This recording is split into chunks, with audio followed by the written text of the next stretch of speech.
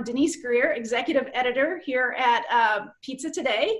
And I am sitting down with Scott Sandler and Scott Anthony. We're calling it the Great Scots to talk about what they're dealing with right now in our current situation. So let me lead it off with you. Welcome, Scott Sandler. Tell us who you are and who you're with.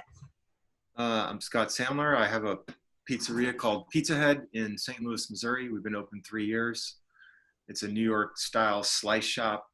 We do large pies, 20-inch pies. We're focused on, we're all vegetarian, but also mainly focused on vegan pizzas. But we do have dairy, but all our meat is vegan. And it's been going really well. Well, obviously things have changed. And you know, the last 3 years have been great. We have some dine-in component, like 25 seats in a bar. It was a cocktail place before I took it over. So it had really nice bones for a cool pizza shop when I took over. So you know, we had two beers on tap. We sold 16-ounce cans of beer. That was our thing. So 16-ounce cans of beer. 20-inch pizzas. We only have one size, and our slices. So there wasn't really a slice shop in St. Louis when I opened. There's maybe one other one now. So yeah, just slice places there just wasn't any. I mean, there was some New York style pizzerias, but they mainly focused on whole pies, and they didn't really have the foot traffic where I am. So my location in St. Louis was a great location for a slice pizzeria. Before I had my first place, which was in a little different area, it was a wood-fired pizza place, Neapolitan style, also vegetarian. I would say that it wasn't the area and the market for that type of pizza wasn't as good as what I'm doing now. So I mean, we did fine, and I did that for 3 years. It was my entry into the pizza business. And we were really successful, actually, from a award standpoint. But as far as, you know, profitability, you know, it was good. It was okay. But Pizza Head is much better. Do like 3 times the sales. St. Louis is a budget-focused town, St. Louis City. So kind of the lower price point places do really well. Dine-in, higher end dine-in struggles here in St. Louis. So, having a ticket average of, $40 to $50 in a not so great area. I mean, you're gonna kind of be like this. But if you have a sort of consistent product at a good value here in St. Louis, you're gonna do really well. So the pizzeria has done incredibly well. Okay, let's switch gears to Scott Anthony real quick and let him introduce himself. You're kind of blowing out a little bit, Scott Anthony. Your face is really bright. Oh no. There you go. I don't know. Just yeah. Got a few shiny surfaces on my head, I guess. Scott Anthony here from Punxsutawney, Pennsylvania. I currently own Punxsy Pizza, which has been operating since 2014. Recently, we expanded and added, doubled our dining room, which is what you see before me behind those closed doors, and had a nice little party room, catering place for people, and we can seat now 52 persons here. I've been in the pizza business for 25 plus years, and our pizzeria is basically an Italian-American style pizza. We have various styles and offer takeout, delivery, and dine-in, along with beer and wine to go with your meal. And we've been very successful in this small town, only 5,800 people with an average income of $25,000, and our sales have been steadily climbing over the last 2 years. We were on course to be 20% up this first quarter. So, we've been doing a great business here and very involved with our town and our community. Let's talk about what your current situation is within your community and how your business has responded to that, and what steps you've taken, because I know you both have went down very different paths on how you chose to go forward. So Scott Sandler, why don't you lead us off? As this thing started getting worse and worse, some of the restaurant owners here just took the initiative and closed and didn't even bother doing to-go and delivery. But a lot of these places were mainly dine-in places. So there are still some that are trying to do it. But so anyway, the timeline was last like a week, 2 weeks ago, Monday, or that weekend, not this past, we can't even keep track of days these days, So it's like, this is the end of the week. So not last weekend, the weekend before. The weekend before, it started everything started to come crashing down. People were closing. I closed on Tuesday, even though I still could keep doing to-go and delivery. I felt it was necessary, and talking with the staff, to close, give them 2 to 3 weeks off paid, and wait this out. And we already have a reopening plan right now scheduled for next Thursday. But so it just sort of dominoed, and then St. Louis City put in their own sort of stay-at-home order, and that all dine-in, that they're no dine-in anymore in St. Louis City. And St. Louis County did the same thing. But after a lot of the restaurateurs took the initiative. So they basically just took the initiative without having the government sort of lock everything down.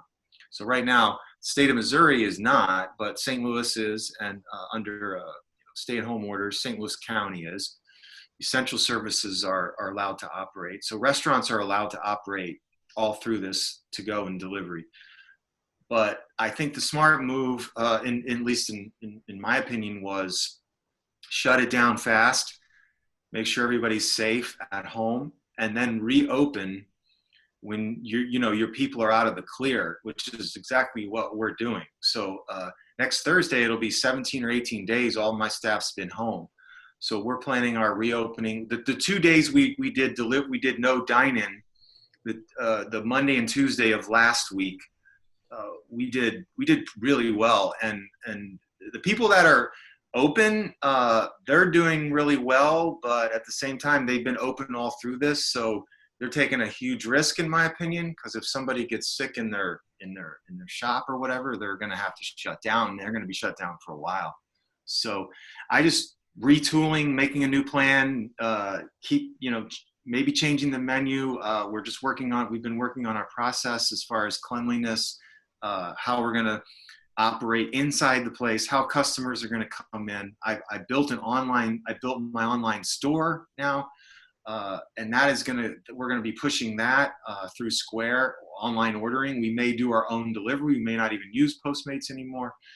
We have a plan. We have a game plan. So, that's basically and we deep clean the entire restaurant. It's actually one of the things I wanted to do, but when you're open 7 days a week, it's just hard to stop that freight train, and I've been wanting to close for a week for a long time to do this. So it's sort of, I'm just taking this as an opportunity to get a lot of stuff done that was, that I needed to.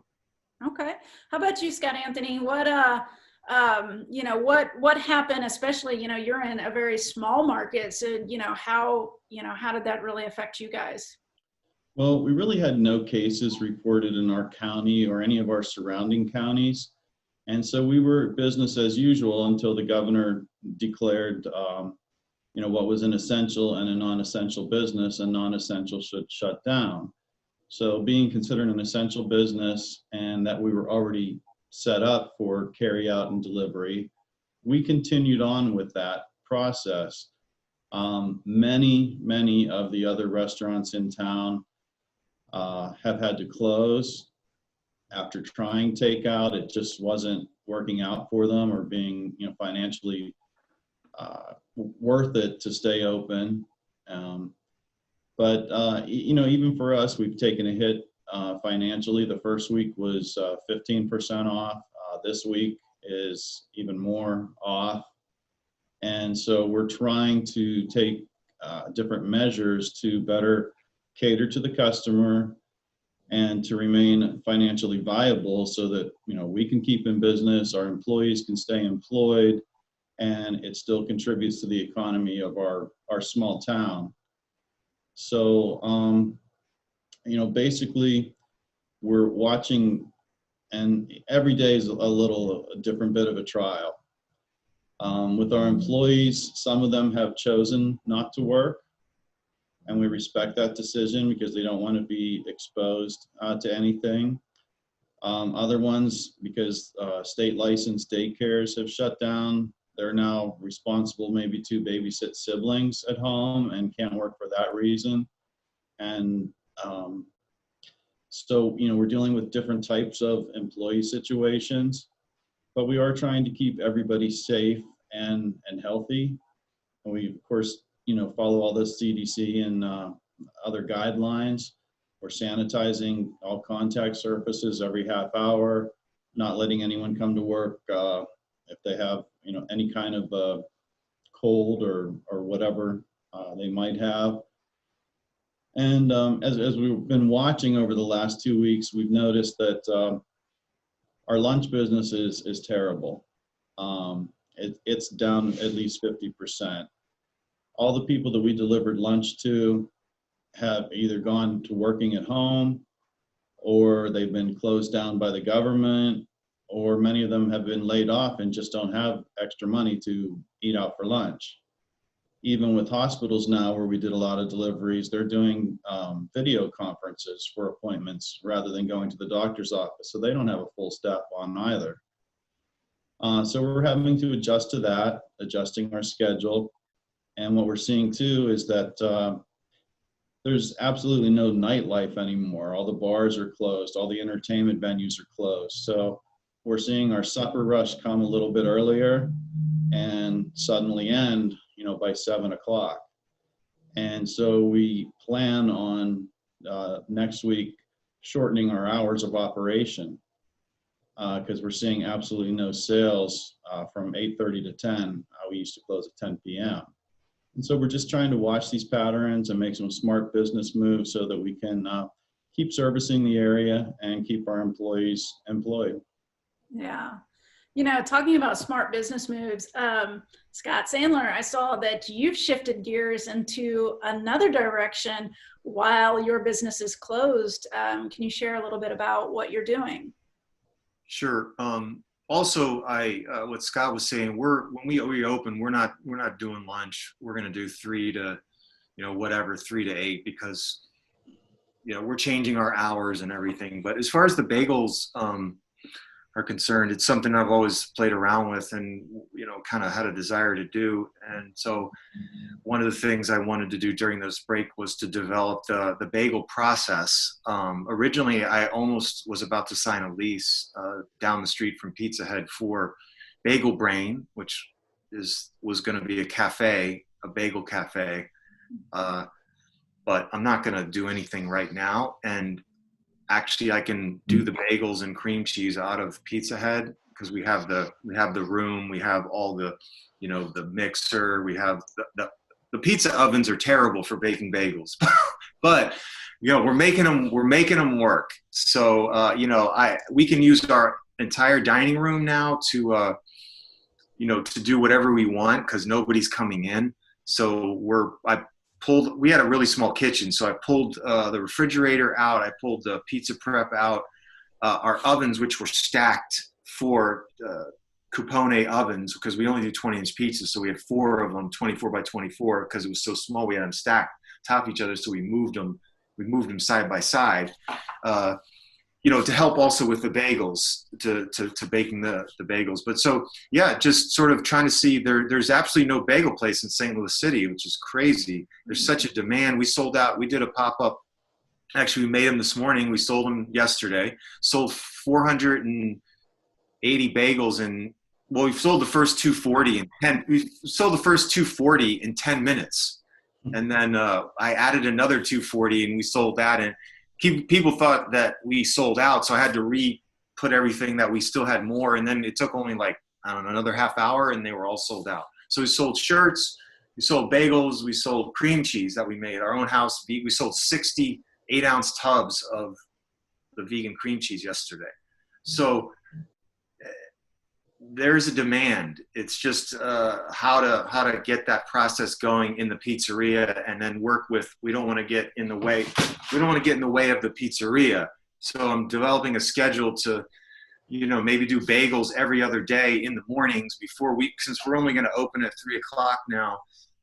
We're going to do a bagel shift in the morning, and then the pizza shift at night. Sort of, to add another level of, or a sort of another income stream, and potentially create more jobs, because we're not going to have our beer sales anymore. I mean, we might have some can sales. We're allowed to sell retail, but people coming for pizzas, they may pick up a beer, they may not. But so we're losing our beer sales by not having the dine-in.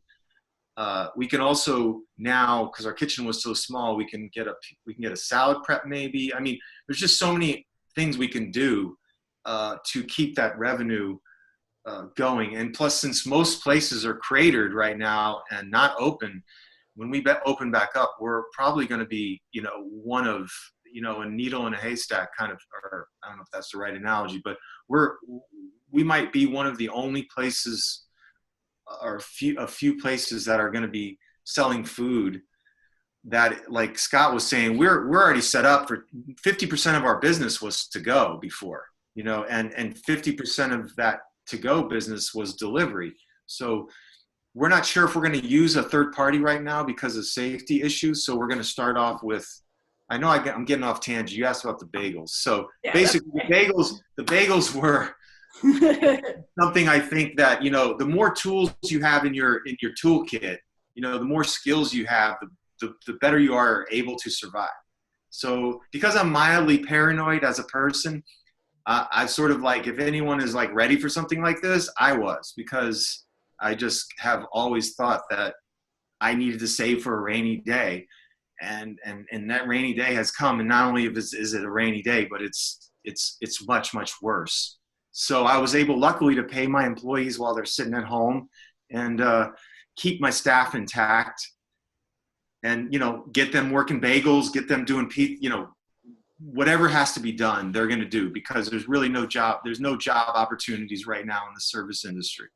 Everything's moving to the supermarkets, to the Amazons, and like all these essential, all the jobs have left the restaurant industry right now. Yeah. Okay, Scott Anthony. That was a long-winded answer. I'm sorry. That's okay. It's great.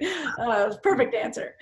Scott Anthony, I know that you've introduced some interesting revenue streams. You actually had one revenue stream before this all shook out, and you were already doing beer delivery. Is that right? Yeah, the delivery of beer has been legal in Pennsylvania for several years, but nobody kind of knew about it. So when I purchased my liquor license a few years ago, I just went ahead and got the transport for hire license for the beer delivery. So we are set up for that. It's been a nice niche to have. We're the only one in this whole county that can do it. In this situation, unfortunately, the Monday night that the governor came out and said that non-essential businesses would be shut down, everybody thought that meant the beer distributor. And so there was a line going out of the beer distributor of cars, like half a mile long, for hours and hours and hours. And I think people around here are pretty stocked up on beer. So time to learn home brewing. Right? I love home brewing. Yeah, we do a lot of events with the Home Brewers Club here. So what other things have you come up with since this whole thing started to kind of compensate? When it first started out, people weren't taking it as seriously as it is. And so we just kind of went along with the general feel of the community. Although we were taking it seriously, we weren't trying to go overboard. And as things started to escalate, then we introduced no contact delivery, started pushing our online ordering. Just tell us where to leave the food. We'll give you a call when we're outside so your food doesn't get cold. It's done with a credit card. You know, we don't have to talk to you. You don't have to talk to us. And that went over very well. People really respected that and appreciated it. And like Scott was saying, we look for other avenues of revenue. We're called Punxsy Pizza. We're known for pizza, but we have a full menu of sandwiches, hoagies, wedgies, salads, a whole line of appetizers and wings. So what we've been trying to do, and we're especially utilizing social media at this time, is to focus different menu items that people might not know us for. We might be one of the only choices in town to order food from at this time, but we don't want you to feel like, oh, I can't eat pizza for another day. So we've been highlighting different food items through Instagram and Facebook, and especially using also email. And we found that, you know, email is a very trusted avenue to communicate with people that have disposable income. People probably, you know, my age and maybe a little bit older really trust email. You know, we were the email generation.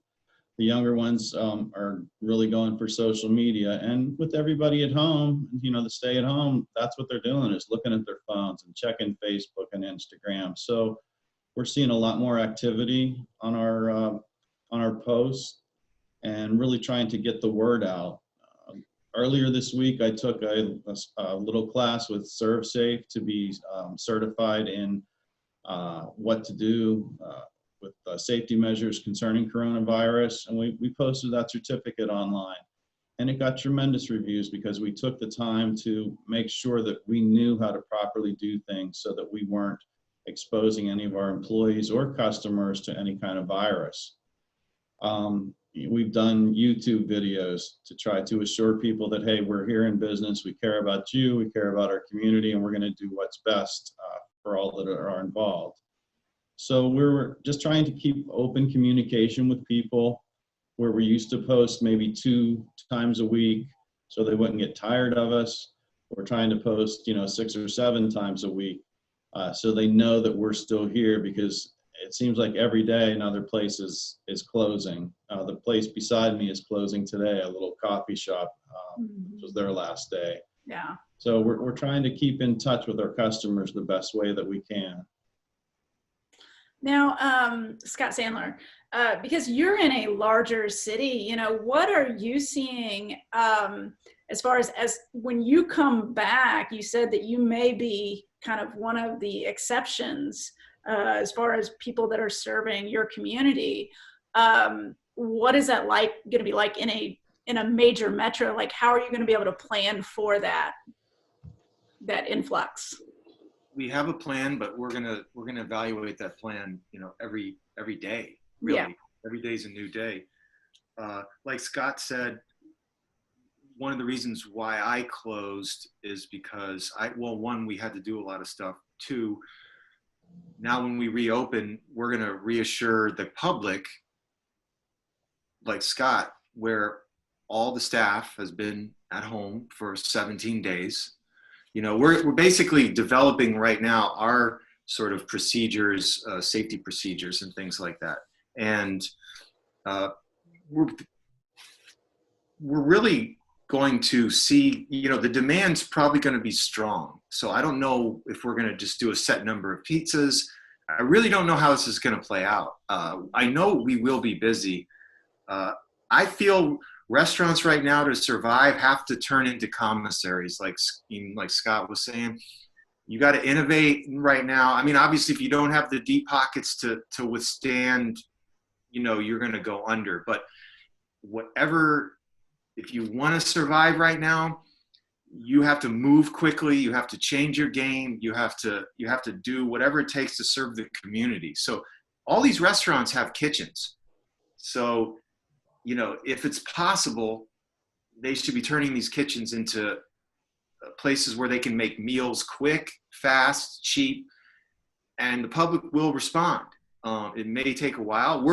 as pizza shop owners, we're already set up. We have the perfect delivery food, the perfect takeout food. We couldn't be in a pizza shop could not be in a better position right now as far as what's going to survive. There may just be pizza shops in St. Louis, but no, there are a number of places that are still doing to go. And I assume that some places that have closed will reopen after they've done what I've done. But again, it's day to day. Who knows if St. Louis hasn't really been hit hard yet with this virus thing, because we've been taking measures, but nobody really knows. Nobody really knows. But I do feel like no matter what's going on outside, we will be delivering pizza. We will be making pizza, and we will be taking safety precautions in our restaurant and with the customers, and we will be making bagels and we will be making pizza. As long as we have electricity and as long as the suppliers are giving us flour and tomato sauce, if we will make pizza. I mean, we have to make marinaras. We will. We did an $8 marinara 20-inch pizza as a special since when this thing hit. I mean, that went through the roof. We sold so many of those. An $8 marinara pizza, 20 inches. I mean, I think we sold 50. But anyway, you ask about how you're going to deal with the volume and stuff. We're going to probably give discount. We're not going to change our prices.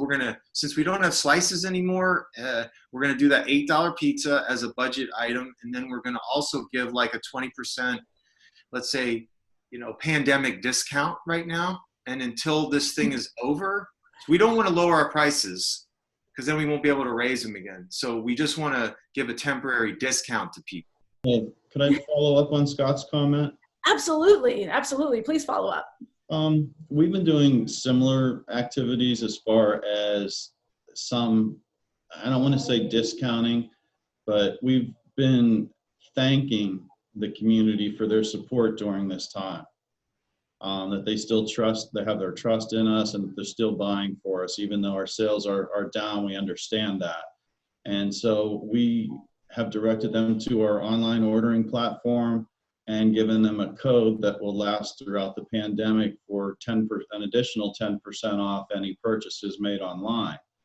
And we introduced that on Facebook. You can check out our Facebook page. It's for Punxsy Pizza. It's facebook.com/thinkaboutpizza. And so we've had a really great response from that. And it's a win-win for everybody, and it shows the public that you really do have their best interest in mind, and that you appreciate what you're getting. And just like Scott, I don't want to go to deep discounts that devalue my product and then have to all of a sudden, maybe June or whenever this is over, raise them tremendously, because I don't know what the economy is going to be like at that time. I don't know how many other restaurants are going to be able to reopen or how much competition I'll have. And, now I'm looking day to day, and as Scott said, reevaluating the way things are and the way things are running in our store to keep it a viable business. There's many programs. If you follow your state restaurant association or the National Restaurant Association, that they're, giving some help as far as working capital to the hospitality industry. Maybe we'll take advantage of some of that, but there's programs out there that can help you. Pennsylvania is saying, if you have to lay people off, that won't go against your account. It won't raise your rates. So if it comes down to that, that's one sort of silver lining for me, that, wouldn't go against my rates if I would have to lay someone off. And so we're just, feeling it out and, working day to day with what's going on in our area, which we do feel, even though we have no cases here, it's going to be here soon. It's in Pittsburgh, it's in Philadelphia. We're going to, get it from both directions. Yeah. I think that's probably the hardest thing is as I talk to operators, that whole not being able to plan out very long, that you have to think about things day by day. And when this whole thing started, I felt like people were like planning hour by hour. So that adjustment to, you know, not being able to plan ahead as much, you know, how have you guys been able to deal with that? It's funny that you asked that, because I just noticed in the last 2 days with emails from the Restaurant Association, they've also been linking us up with some mental health professionals that can help us deal with the stress that we're under right now, because it is very stressful, and you just kind of have to take a deep breath and say, hey, let's just get through today, and you know, tomorrow will have its own challenges. And you know, that's just what we've been trying to do, is just take it day by day. I don't know what tomorrow is going to bring. Hopefully in a smaller community like mine, we won't have, you know, the massive infections that other places do. But you know, we're not exempt from it. So we just have to keep, you know, hoping that it's going to stay this way. I look at my friends in Italy and see what they're going through, and I just, you know, just pray that that's not going to happen here. But, you know, if it does, we'll just do what we can do, the best we can do. Scott, anything else to add? You know, I grew up playing sports, 3 sports, played football in college. You know, this is game time every day. It's a battle. It's a war, really. And you have to be smart. You have to survive. You have to make decisions. You have to do whatever you can to like, as a business owner, I'm saying, you have to do whatever you can to survive, like whatever you can, you know. And unfortunately, anything could happen. We're in a good position right now, but like, what if I get sick? Or what if my employee, you know, nothing is certain at the moment, nothing. So even though I have sufficient capital, I have my health at the moment, I have all my staff, I have the huge demand for my product, I have everything I need to weather this. But you have to be humble, and you can't, people are suffering out there, and it's going to be hard. Even like they say, when this is over, this threat of the virus, the economy is going to be in shambles. There's going to be a lot of people out of work. And you have to be, as a business owner that's thriving in this, because Scott's going to thrive, I'm probably going to thrive. You have to be generous with the community. And, you know, Scott touched on that too. You don't have to do anything, but the better you understand we're all in this together, then you're gonna be okay. Right now, people looking for comfort, food is comfort. Operators that are lucky enough to keep that are open right now, like Scott and myself, which we're gonna be open soon, and we could be open now too. We have a role to play in this that's just more than, I don't think there's restaurants right now. I don't have this notion of restaurants. It's providing food for people. And that's what restaurants do, but restaurants are a luxury in a way. And it's amazing that, you know, we're going to play the places that are going to be able to stay open are going to play a really huge role right now in giving people comfort. That's really kind of what I wanted to say. And to that point too, I also, you know, feel strongly that when people have so much stress going on and so much on their minds, they need to kind of feel a sense of normalcy in their lives. So if Friday's your pizza night or Wednesday was your hoagie day, you need to have that just to kind of feel like things haven't like your whole life hasn't been abandoned or turned upside down.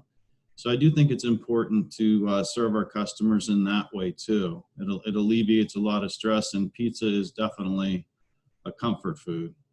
Yeah, and I've noticed, Scott Anthony, that you, looking at your social posts, you're very straightforward and pretty direct with your customers about, hey, this is what's going on, this is what we're doing. And we want to make sure y'all are safe. So, can you tell me a little bit about your community approach that you're taking with your people? Because you've always been a community-minded pizzeria, and how that has extended during this crisis. Yeah, we are a very community-minded pizzeria. We're involved in a lot of different activities, a lot of major fundraisers to benefit the town, especially the fire company, which benefits the whole town.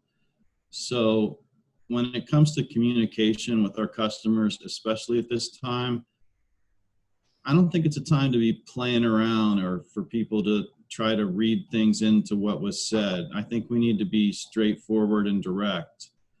And so, when I've made a post or a statement, or I did a video, and I've done some radio commercials too recently, I really, sat down and thought about, how do I want to word this? What is the exact message I want to get out to people? And, I wrote a script for it, and I, sat down and I practiced that, and I made it my own and presented the information just very straightforward. I don't want people to have any doubts or any, suspicions. I mentioned earlier that I took the Safe Serve course and got certified in safety issues with the coronavirus. I didn't have to say anything. I just posted a picture of the certificate and let them read it for itself. That's, that picture spoke a million words right there.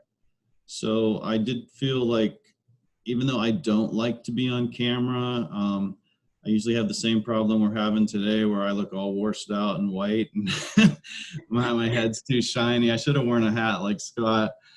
I usually like to stay in the background a little bit.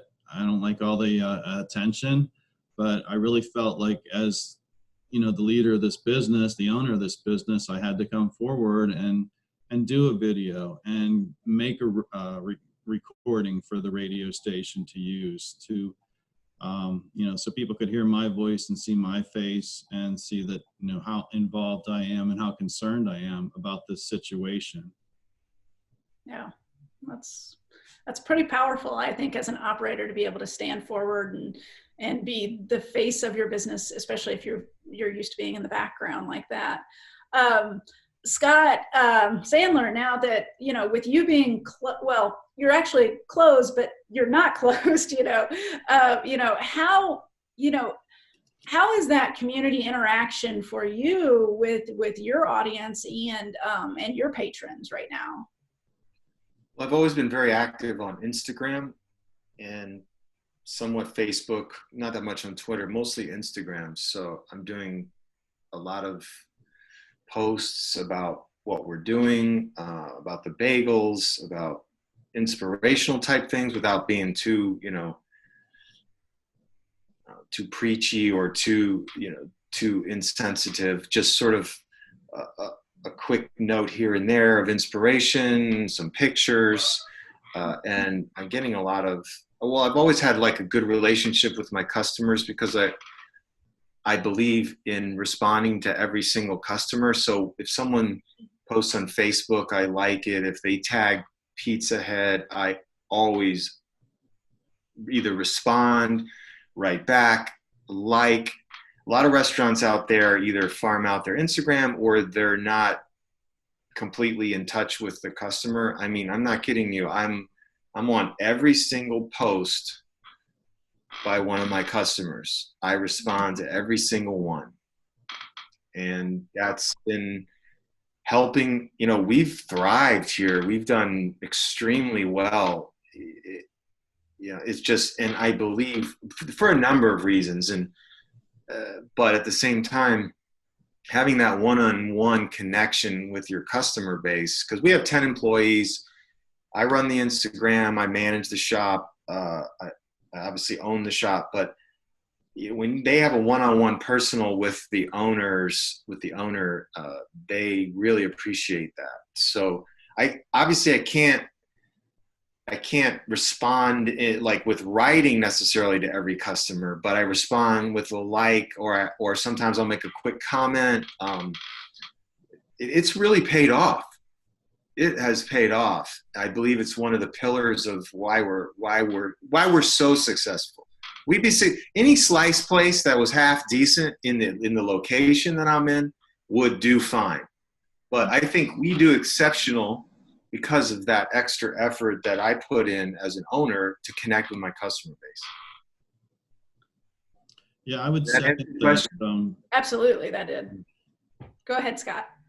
Just that little bit of acknowledgement, whether it's during this pandemic or at any time, giving a like to a post or a little heart on Instagram, I think that is very, very important, especially when people know it's coming from the owner, that you acknowledge their comments and that you see what they're doing, and that this isn't just some automated service that was farmed out to another company. I 100% agree with Scott on what he's telling us there. Yeah. Now, Scott Anthony, I know marketing's always been kind of your forte. You've been, one to study it and just kind of always know what's happening in the marketing world. How is this environment kind of unlike anything else, which requires you to, like you did, shift gears? Well, in the marketing world, we always try to make it, what's in it for me is the question you want to answer when you're dealing with people and presenting to them. And so, with this pandemic going on, I still have to address that with everything I put out there.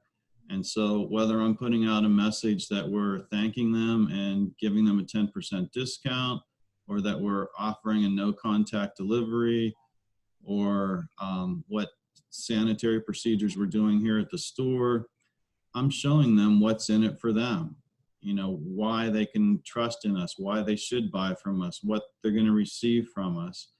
And so from a marketing viewpoint, it's basically the same principle that we've always applied, but we're doing it in different ways today. Social media, especially at this time versus, any other kind of advertising, it's getting there quick. People are on social media. So you have to adapt, and that could be through photographs. Videos are extremely hot. If you can get a nice short and sweet video out there that gets to the point, you'll get noticed and you'll get your message out there. But you have to address, what's in it for me, what's in it for that customer. I gotcha. Now, Scott Sandler, you, so people may know you from one of your sessions that you've done in the past at Pizza Expo called, Restaurant Math. So kind of, it sounds like you've been able to really apply that, those skills to this scenario to make those decisions for your business. Can you kind of share where people's heads maybe need to be at moving forward as we go deeper into this and maybe even out of it, hopefully soon?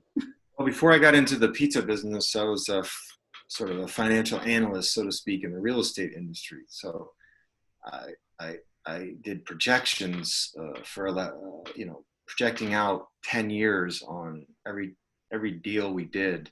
So knowing numbers, I'm good with numbers, and margins, costs, and I tell in my seminar, most people when they open, they over project the income and they under project the costs. So, being smart is doing the opposite. Under project the income, over project the costs. If it pencils, it's probably going to be good. And you have to be realistic about what you project. So it's not necessarily the skills I'm using now, it's the skills that I've used up until now that's saving my ass, so to speak, right now. Because I've always been focused on margin. Again, I'm not cheap. I'll spend on certain things, but it's all sort of, like I say in my seminar, it's all about the balance between I broke it down in the seminar to payroll, other costs, cost of goods sold, and margin, 4 categories. So your margin, standard margin in this industry, it depends, what type of place you are, but we've consistently been at 25 to 30% margin.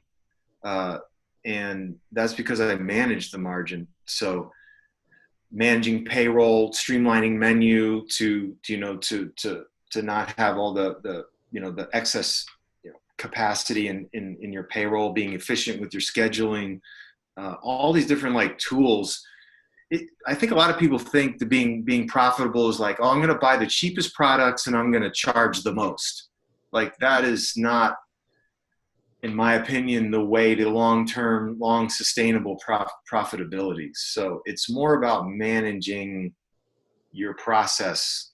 And so right now I'm in the process of creating a new budget for this new reality, creating a new projectional scheme, because we're in a different model right now.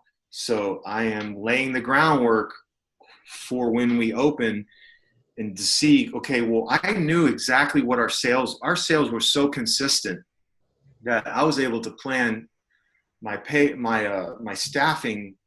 You know, it was a very efficient operation I had, extremely efficient. Now it's a new game. So now I'm refiguring payroll.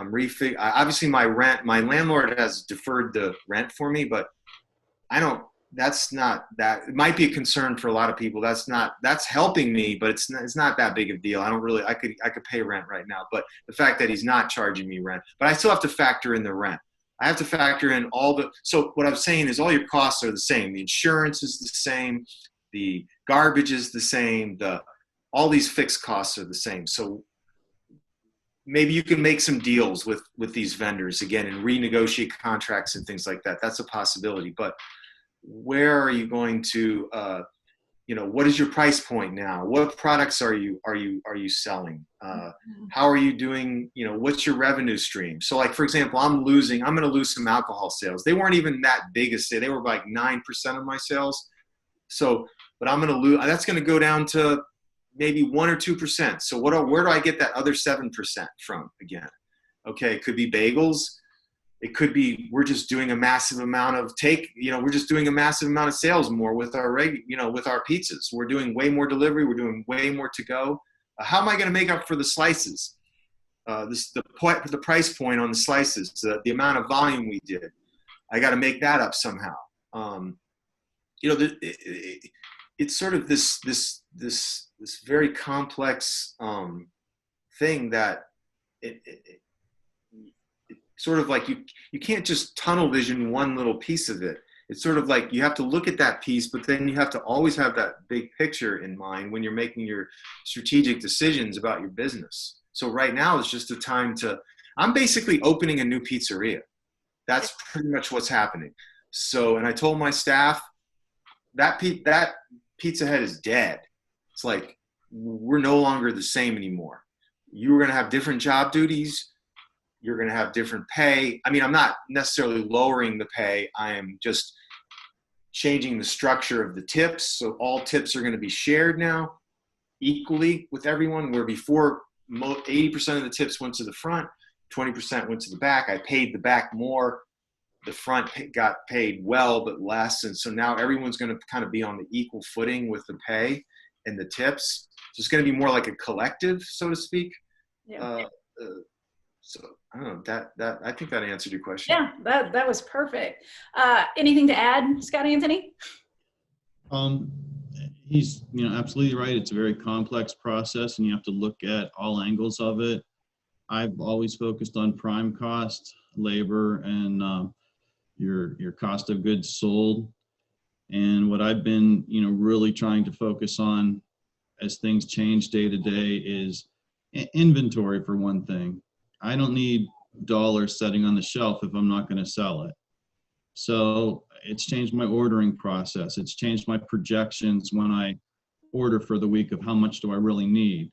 And I have to keep looking at that as I compare, this Friday to last Friday, and then take in, next Friday, what's that going to bring me, and have to keep reevaluating those things. With our labor, I've had to reevaluate the schedule. And so our new schedule that we posted, I was able to cut 74 hours off the schedule because of the way sales have changed and because of the way sales have fallen hourly each day. So we've looked at that. Scott mentioned rent and some other costs like that. I was very fortunate, and then my landlord actually came to me and was a great guy and said, hey, I don't want you to worry about your rent while this is going on. Unfortunately, he didn't know that I had already prepaid it, because I have a tendency to forget stuff like that. So sometimes I'll pay him a couple months in advance so I don't forget. I did the same thing. My landlord came to me, and I have an automatic check, and the automatic check went out. And I told him like, hey, and he's holding my check. He's not going to cash it.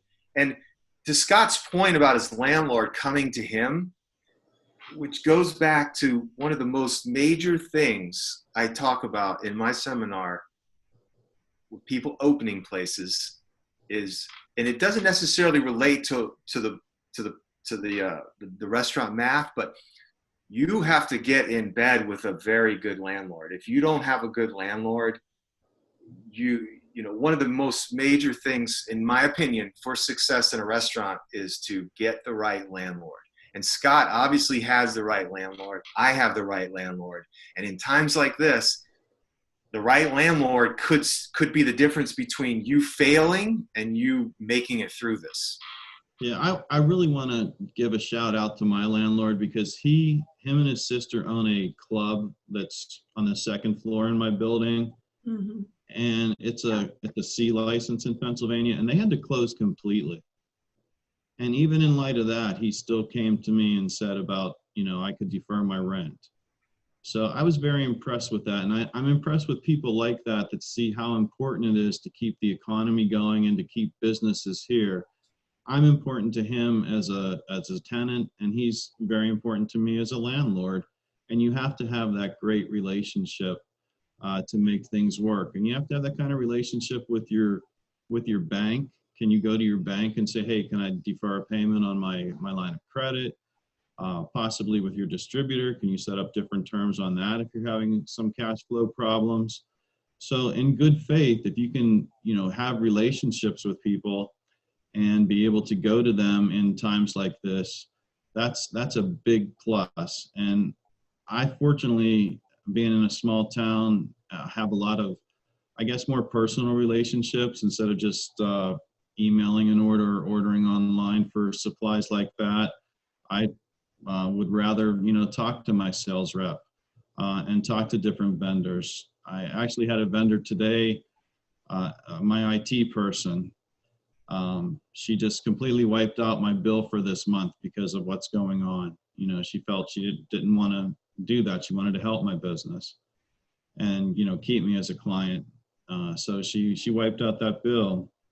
And, you know, I might add to what all's been said already is how important at a time like this is it to cross-train your employees so that, you know, I might hire somebody as a delivery driver, but that doesn't mean that he can't answer the phone, that he can't help prepping in the kitchen, so that he can be cross-trained for different jobs. And I can utilize him in different ways, giving him more hours, and he's more valuable to me, and thus being able to, you know, pay him more as his value grows. And you know, that's really an invaluable thing, and it's one thing that I've learned over the years in business, just how important cross-training people is. Yeah. Well, I'm going to ask you one final question because I know y'all are busy and you got things to get back to, and that is, you know, where, you know, when this settles, you know, what are those either lessons or values are you going to take out of this current crisis to apply onward? Well, I mean, obviously, you know, with what we're talking about now is that numbers don't lie, and every decision you make, you have to run your pizzeria like a business, and you have to keep on top of that and not let yourself get behind. You know, the National Restaurant Association is predicting anywhere from 3 up to 11% of restaurants will go out of business by the time this is all over. I don't want to be one of those statistics. So I want to keep a watch on everything that's happening every day so I can make adjustments. And even if it means that I temporarily close for a couple weeks, just to shut down and wait it out. I don't want to let myself go into bankruptcy. So numbers don't lie. You got to keep looking at all of your numbers and all of the things that are happening in the community around you. Remember that you're here not only as a business, but you're serving your community. There's people that depend upon you, not just for food, but for employment. I have 17 employees, and about a fourth of them have been here for 20 plus years. So, we're like family, and we all want to look out for each other. So this kind of draws us closer knit as a team here at our pizzeria. And I feel it's drawing us closer as a community as we kind of realize the scope of this pandemic, and we realize that we are in it together and that we need to work together to solve this and to come out on top. Yeah. How about you, Scott? I think you always have to hope for the best and prepare for the worst. So, sometimes no matter how prepared you are, things may not turn out your way, but the better you're prepared, the better your chances are of things turning out good for you in bad situations. So, I was talking about my high school football, and one of the things that we used to coach had this thing on the wall, many sayings on the wall, was big boards that were painted, and one of them was, the will to win is not nearly as important as the will to prepare to win. So I've always just kept that as my motto, and fortunately, again, we don't know what's going to happen tomorrow, but we're in a really good position, one of the best positions at the moment to survive this, because most independent dine-in focused places are going to close and never reopen. Here, at least in St. Louis, I know, because a lot of places have closed, and unless they have the capital or the investors to come back, they're gone. So, we'll emerge out of this. It's just going to take a long time. And I might add to that, Denise, like when we talk about community, how important it is for us at times like this to talk to other operators and to be in different forums and groups, and to now you have a little bit of extra time, read that magazine, cover to cover, because that's our support system. We are a strong community. We have a lot of great friendships made there. We care about each other, and we're all here to help each other survive in this pizza industry and this nightmare that we're all going through.